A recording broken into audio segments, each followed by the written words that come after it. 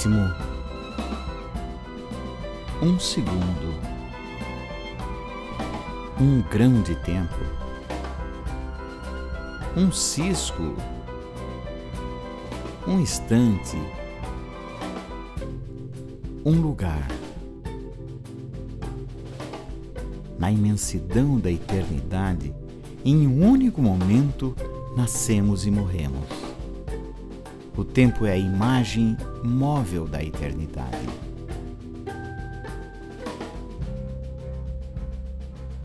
O tempo tudo dá e tudo tira. Tudo transforma, mas nada destrói.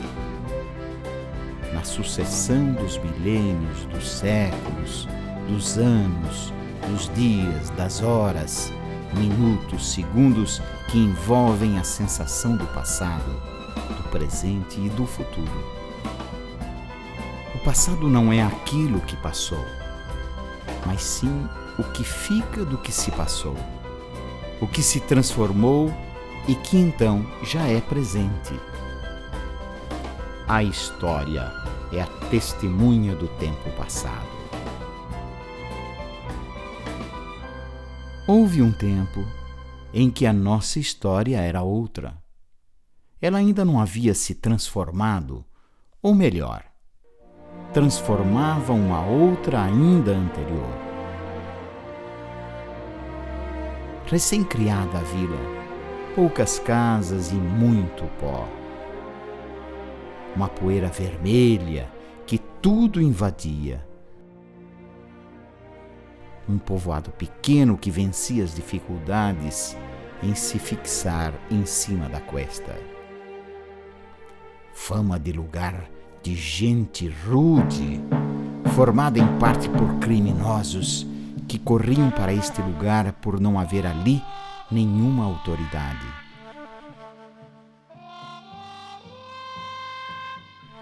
Mas o lugarejo crescia, conforme previra o doador das terras, José Gomes Pinheiro. Era inegável, dizia o capitão, que aquele território seria berço de uma populosa vila. Pela abundância dos campos, clima agradável, boas matas de cultura, onde teriam franca vegetação, o café, a cana, o algodão, e onde poderia edificar-se uma colônia estrangeira.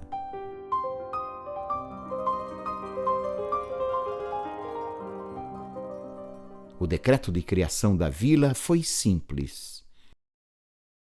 Fica elevada à categoria de vila a freguesia de Botucatu do distrito de Itapetininga, ficando os habitantes respectivos obrigados a fazer à sua custa a cadeia e a casa da Câmara. Decretada a independência político-administrativa em relação ao município sede, Itapetininga, a instalação da Câmara Municipal tornou-se um suplício. Não saía nunca.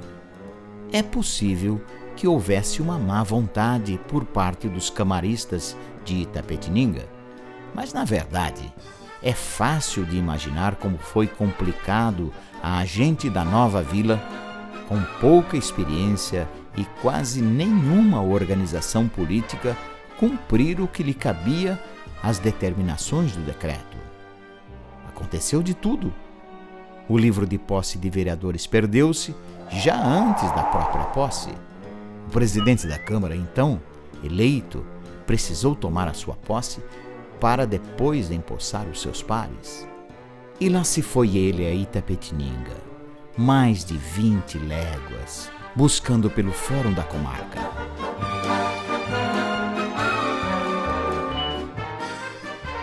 Porém, na sua volta de Itapetininga, correu um recurso que acabou numa petição ao imperador para cancelar as eleições por fraude.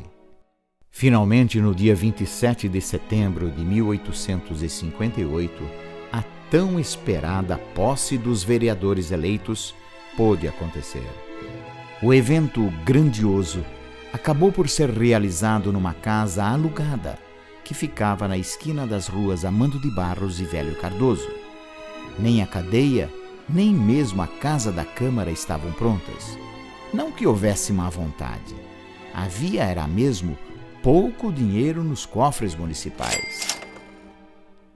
Foi somente em 1860 que uma construção fragilizada pela pressa e verba limitada apareceu na Praça do Bosque, exatamente esquina com as ruas Amando de Barros e Marechal Deodoro, para abrigar a Casa das Leis e da Vontade Popular. Não tardou muito tempo nesse lugar. Logo no início do século XX, a Câmara já estava abrigada em outro edifício, na Praça 15 de Novembro, de frente para onde hoje estão o Cine Nelly, a OAB e o Centro Cultural.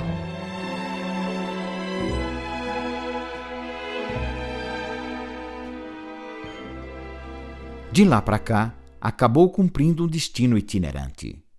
Rua Cesário Alvim, na antiga sede do Clube 24 de Maio. Edifício da Caridade Portuguesa. Rua Dr. Costa Leite, em edifício levantado por Dom Henrique. Rua João Passos, no mesmo edifício que já ocupara. Na Avenida Dom Lúcio, e novamente para o prédio da Rua João Passos, onde está até hoje. À época de 1860, a duração da legislatura dos vereadores era de 4 anos, e o vereador mais votado assumia a presidência da Câmara. Até então, não existia a figura do prefeito. Já eram claros, por esses anos, os indícios de progresso na jovem Botucatu. O panorama comercial inspirava o otimismo, abriam-se continuadamente arranchamentos e fazendas que tornariam-se patrimônios e vilas, e começava na região o cultivo do café. A Câmara acompanhava tudo e enviava relatórios ao presidente da província. Versavam acerca do que era, o que podia e o que reivindicava a Botucatu daqueles dias. A Câmara Municipal desta vila de Botucatu tem a honra de passar às mãos de Vossa Excelência o relatório do seu novo município.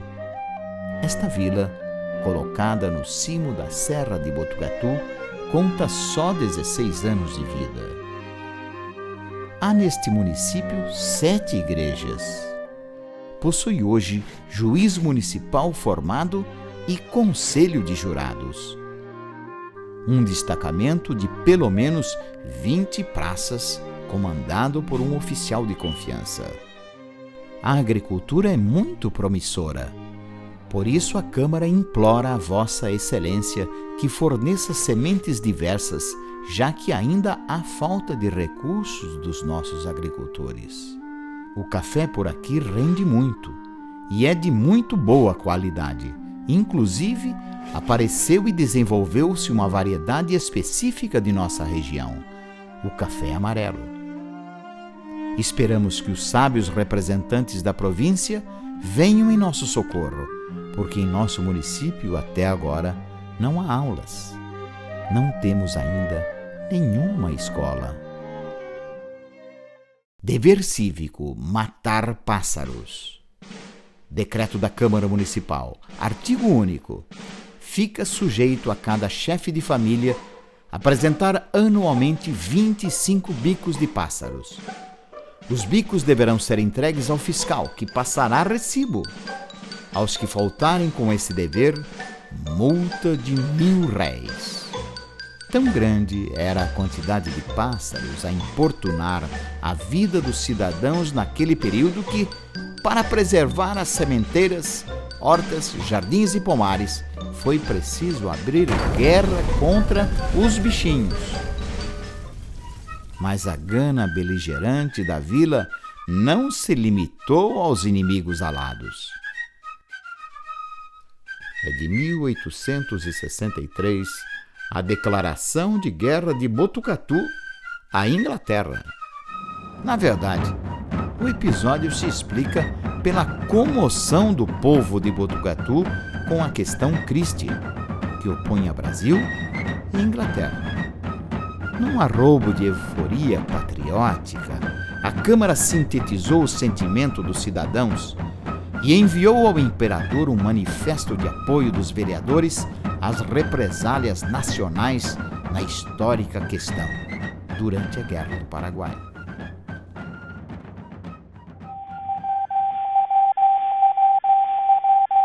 Pelo telégrafo chega a notícia: foi proclamada a República.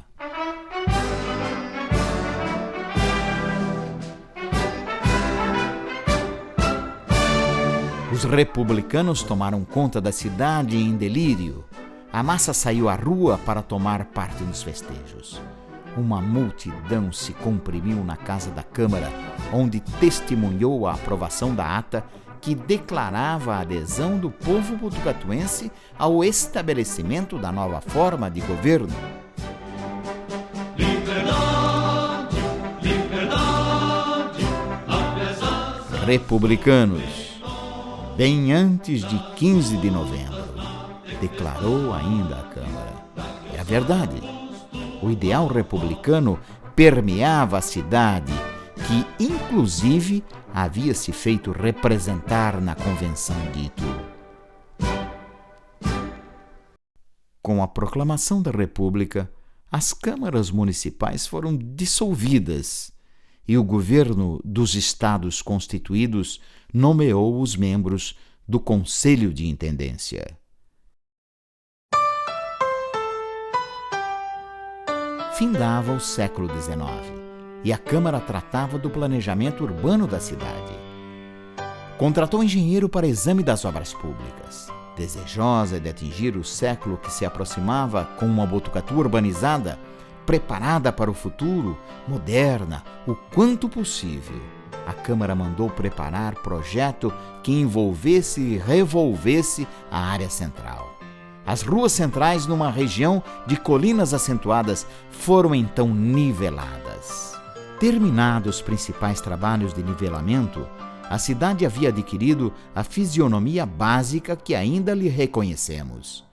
Estava aberta a majestosa esplanada onde viriam a erguer-se os monumentais edifícios da Escola Normal, do Grupo Cardoso de Almeida, da Catedral e destinado espaço para belíssimos jardins.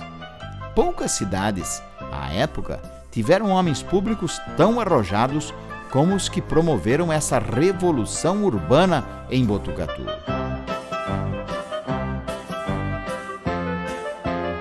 Quando o século XIX chegava ao fim, urbanisticamente, Botucatu estava pronta para receber o século XX. Bairros à espera de construções, ruas bem traçadas, princípio de arborização e praças inúmeras a fazerem um encanto dos moradores e a despertar surpresa nos visitantes. A cidade prosperava. Que lindos olhos tem você, que ainda hoje eu reparei. Se eu reparasse há mais tempo, eu não amava quem amei. Que lindos olhos tem você, que ainda hoje eu reparei. Se eu reparasse há mais tempo, eu não amava quem amei.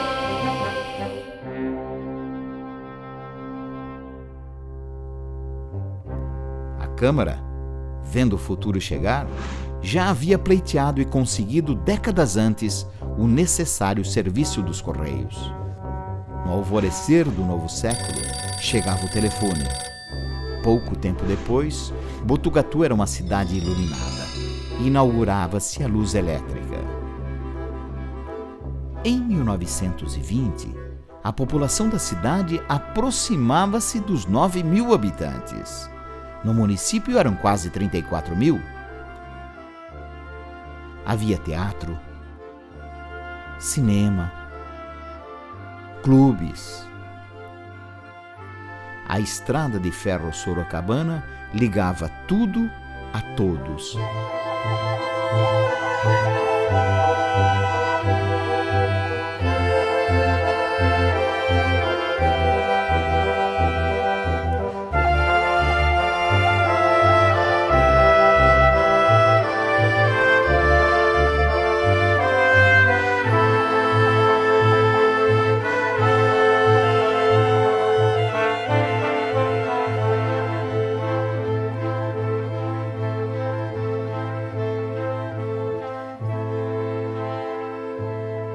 Durante o Estado Novo, entre 1937 e 1945, as câmaras municipais foram fechadas e substituídas por um conselho consultivo que acompanhava o trabalho dos agora prefeitos indicados. Com a restauração da democracia, as câmaras municipais foram reabertas e começaram a tomar a forma que hoje possuem.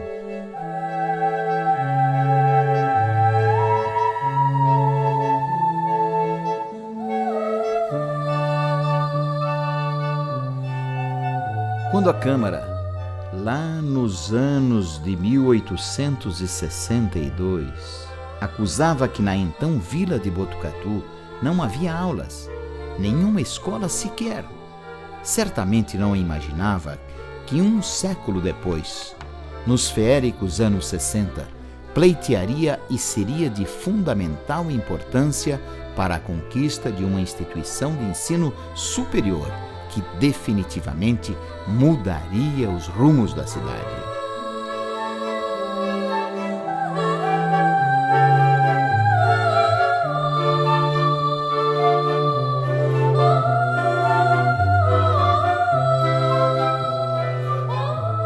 A Câmara compôs e apoiou a comissão de botucatuenses que aguerrida lutou por uma faculdade junto ao governo do estado de São Paulo.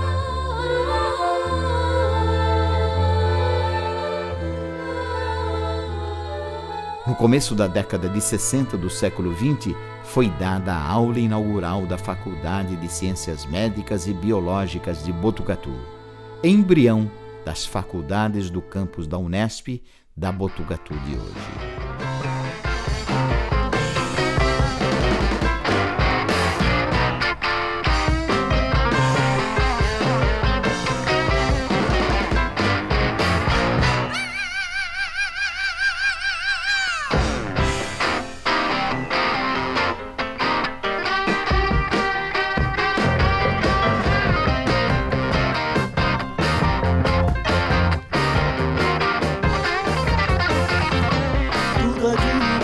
Passou, e eu vou vivendo a vida que eu queria. Todos juntos, coração e amor, brincando pela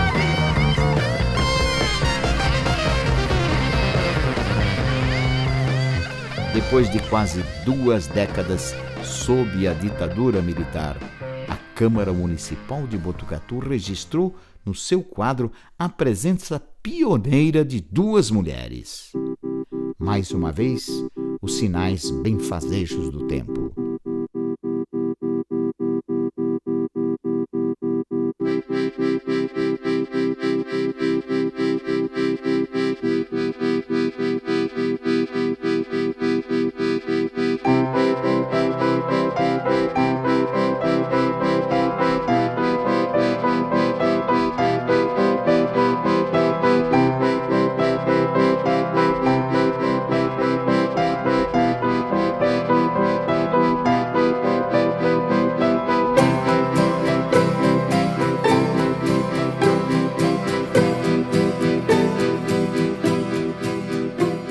Nomes foram muitos nessa história sesquicentenária.